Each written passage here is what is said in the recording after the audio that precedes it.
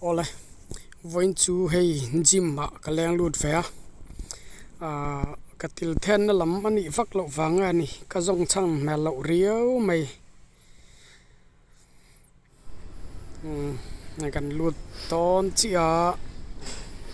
ti hian in tun lai covid love wang lai te ni wangin tian hand sanitizing center station ni ta hian sanitize se langa ya headline in instruction social distance le mask for tur ti te ni hei eng nge mani om trup eng ti na nge po ga hlo hei chen ju cycle khal nang deu te ma hei nge mani tan chuan thil thar ani ka bo hle khulai bi khu chu tlan na ni ti chu ka hre ve nge mai ya dang ni chu ka bo khop mai so lai chu so nghe khai India ina engan ti kha laya tiếng kan ti na thin khan ya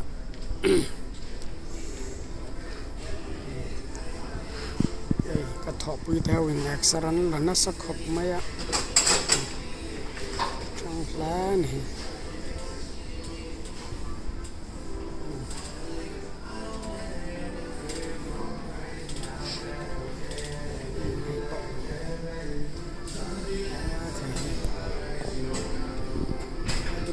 tire nan chadon ko me hi ka mamo rio ni hit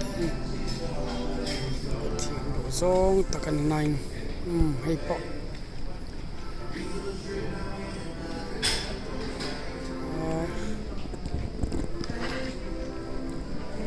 ni po hi asap to khopang thian nei thil ji rang atam khop me ti tu eng nge ni hei tiap man tur nge po ga halo ke phei chu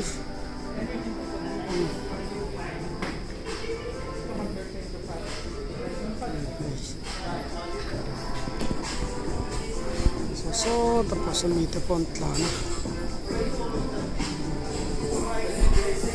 ve from view mi tu chu mal pui si ani nge mal pui ti len na ei poi step la nó tập mong tập sự tập tập step lon sirna ni so kal step kal sirna step kal fit na ni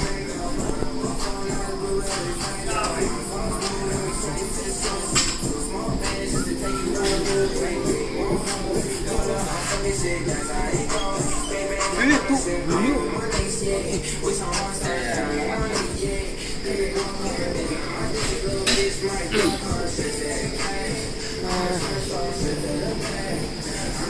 hei po hei chan na pakat chakal na kala chen tlang na so don hi tiari na samay hai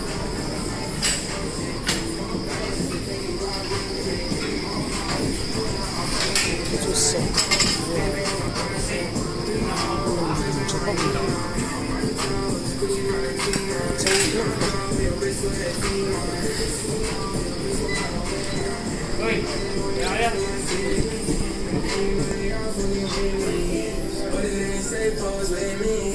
chỉ mà hiện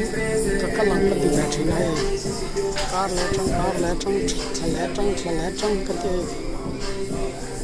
thum vào chút chút tiền trong cái gì ta cái vẽ trong ta cái cái đồ điện nó mà bỏ toa cái vẽ chút còn ai thì chút chả bao nhiêu mà cái vẽ chút còn ai không mày chút như giang xiêm na này đó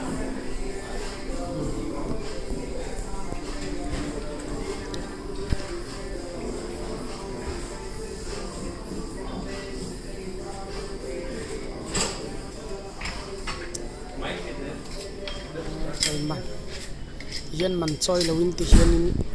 he longa thok te hian in tu in ti hian in exer kan la theya so lai so ye kha india ho in tu lai ma dia te nan ron ti lar view kha en ti na khang le ये हम कल हिंदी हम ती han ti na lai khania chuanin hruia oi na te po oma hai उधर से chu ka kalpe na chi ni hau